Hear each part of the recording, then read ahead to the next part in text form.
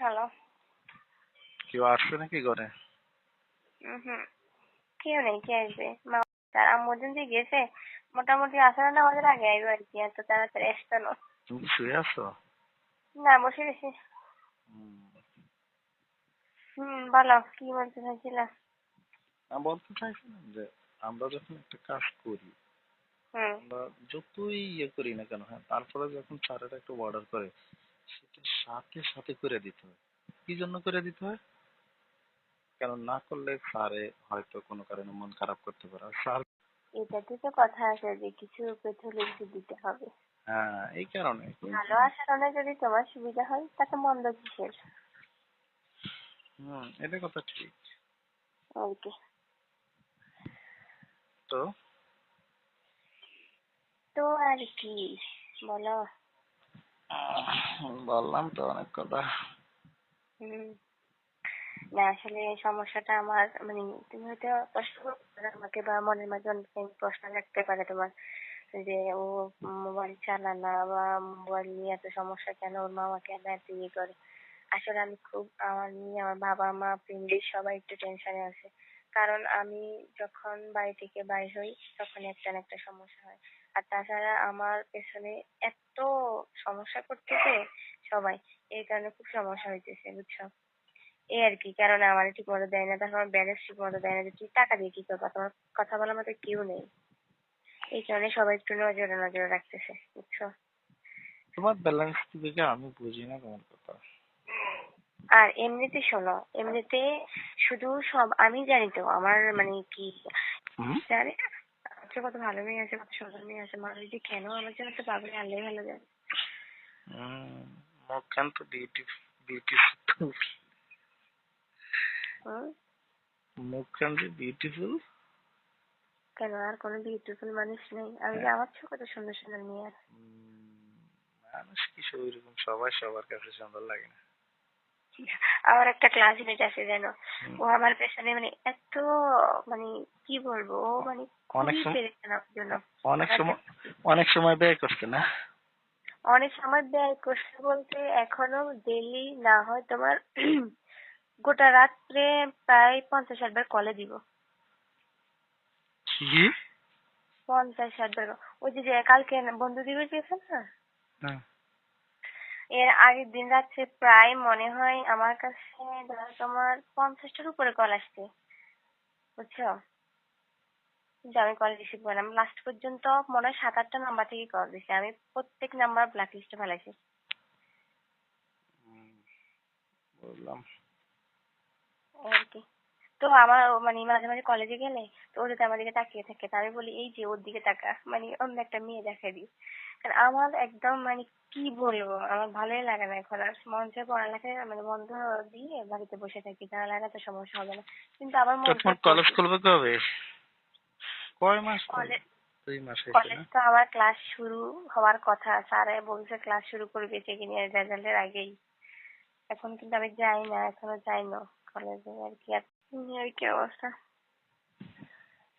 উম, বলো বলো, তোমার জীবন নিয়ে কিছু বলো শুনি। আমার কোনো জীবনী নেই। আমার তো কত কাহিনী বললাম, কত কাহিনী, কাহিনীর শেষ নেই। আমার জীবনী তো একটাই। হুম। হুম।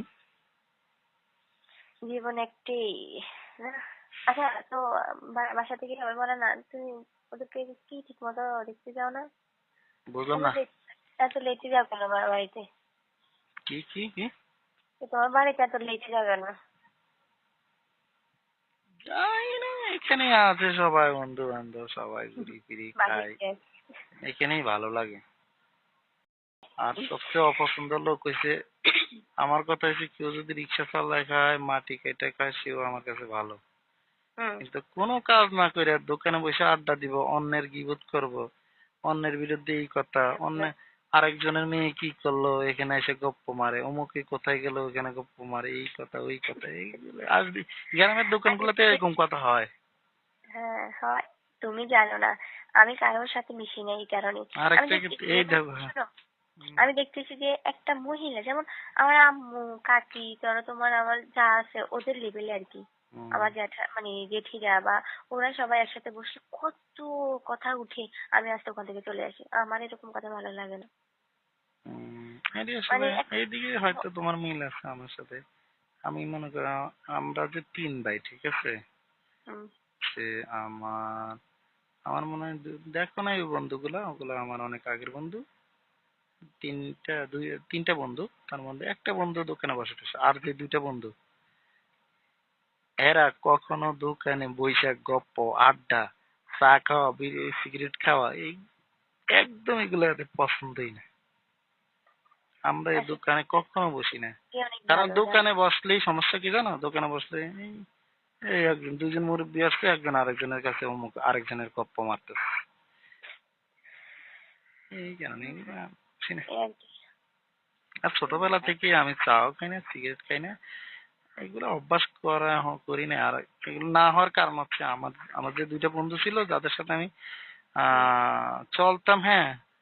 তারাও এগুলো খাইতো না, ঠিক আছে? আসলে একটা কথা আমার মনে রাখবা যে সৎসঙ্গে মানে একদম মনে আহ, যার সঙ্গটা তুমি করবা, সে যদি ভালো হয়, দেখবে তুমি ওরকমই হয়ে গেছো। তারা আমি এগুলো দেখতেছি, খাইতো না। আমি অনেক দেখতেছি তবে যে একটা ছোটবেলায় ভালো একটা বদ ভালো অভ্যাস আছে, সেটা হচ্ছে আমি ছোটবেলায় প্রচুর ছবি দেখতাম। এখন না, আছে ওই অভ্যাস। না, না, এখন অভ্যাসটা তো পালাই গেছে। কি জন্য পালাইছে জানো? হুম, যখন মানে আব্বা যখন বাড়িতে আসতো না, হুম। তখন মা বলতো যে এই অবস্থা। তো এই অবস্থা। এই। তো একদিন আমি সিনেমা দেখে বাইরে এসেছি, ঠিক আছে? হুম, তো সিনেমা দেখে বাইরে বাড়ির পথে অর্ধেক পথ আসছি, পিছন দিয়ে তাকাই দিকে আব্বা আসতেছে। আর আমি যখনই বাড়িতে মানে কোনোদিন সিনেমা দেখতাম, ঠিক আছে, হুম, আমার মা কিন্তু বুঝতে পারতো, কি জন্য বুঝতে পারতো, যেমন আমি 11টা থেকে 4টা পর্যন্ত নাই, হুম, যখনই এর মধ্যে নাই তখনই বুঝতে পারতো এই আজকে সিনেমা দেখতে গেছে। তো ওই দিন আমি যখন বাইরেছি হল থেকে যখন মানুষ সিনেমা থেকে বার হয়, সাধারণত চেহারাটা একদম লাল হয়ে যায়। 3 ঘন্টা এক হুম। জায়গায় বসে সিনেমা দেখলে চেহারাটা একটু লালচে হয়ে যায়। তা আমি বাইরে এসে পিছন দিয়ে থাকার দিকে আব্বাস করছে, একটু অনেক দূরে মোটামুটি। তো আমি তো তাড়াতাড়ি বাড়িতে আসছি, বাড়িতে আসলাম, সেদিন যে মার দিল, মার, এখনো মনে আছে না? সেই যে মার দিল, আরে আমার দাদি ভাবতেছে থাক থাক আর মারিস না। ওই থেকে না, ছোটবেলা আসলে তখন আব্বা যখন চাকরি ছেড়ে চলে আসতো না, হুম, প্রচুর নেশা ছিল আমার আমার ওই, আমি মনে হয় মানুষের আসলে একটা নেশা থাকে। আমি চা বিড়ি পান সিগারেট দোকানে বসা আড্ডা দেওয়া, এইগুলো আমার কোনো নেশা ছিল না। আমার কাছে টাকা থাকলেই আমি সিনেমা দেখতাম, থাকলে কারো কোনো কথা নেই, শেষ, একটাই নেশা। পরে দিয়ে যখন আব্বা শুনলাম যে আব্বা চাকরি ছেড়ে দিব, বাড়িতে আসবে, তখন চিন্তা করলাম এই